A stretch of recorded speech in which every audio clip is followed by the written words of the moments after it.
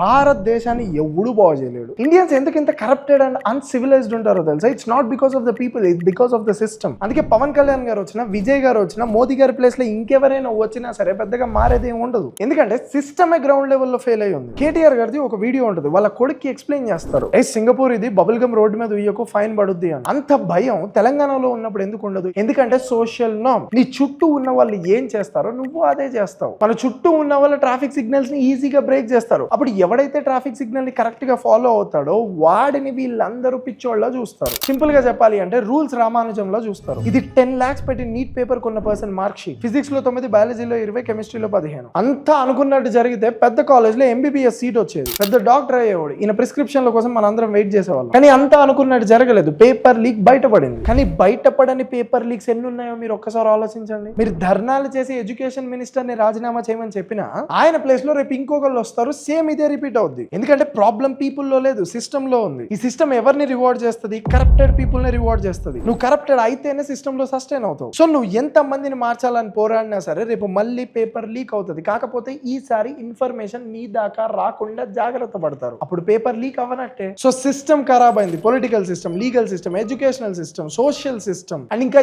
ఎన్నో micro systems. ఇప్పుడు politics is not about running the country, it is about winnowing the elections. Same అలాగే exam knowledge కోసం కాదు, marks తెచ్చుకోవడం కోసం. సో వీడు చిట్లు పెడతాడు, వీడు కరప్షన్ చేస్తాడు, మిగిలిన వాళ్ళు ఇంకేదో చేస్తారు. సో భారతదేశాన్ని ఎంత మంది వచ్చినా బాగు చేయలేరు అంటిల్ అండ్ అన్లెస్ సిస్టమ్ ని ఫిక్స్ చేస్తే తప్ప. అండ్ ఈ సిస్టమ్ ఈ రోజు అనుకుంటే రేపు ఫిక్స్ అయ్యేది కాదు. దీన్ని రీడిజైన్ చేయాలి, థౌజండ్స్ ఆఫ్ డిబేట్స్ జరగాలి, ఓవర్ టైం బెటర్మెంట్ చేసుకుంటూ రావాలి. వస్తే కానీ ఒక 100-200 సంవత్సరాలకి చేంజ్ అనేది కనిపిస్తుంది. అప్పటి వరకు నువ్వు చదువుతూ ఉండు, పేపర్ లీక్ అవుతూ ఉంటుంది, నువ్వు కట్ ఆఫ్స్ క్లియర్ చేయి, వాళ్ళ సిస్టమ్ ని క్లియర్ చేస్తావు. ఫాలో కొట్టి పెట్టుకోండి. ఇంకా చాలా విషయాలు ఉన్నాయి మాట్లాడడానికి.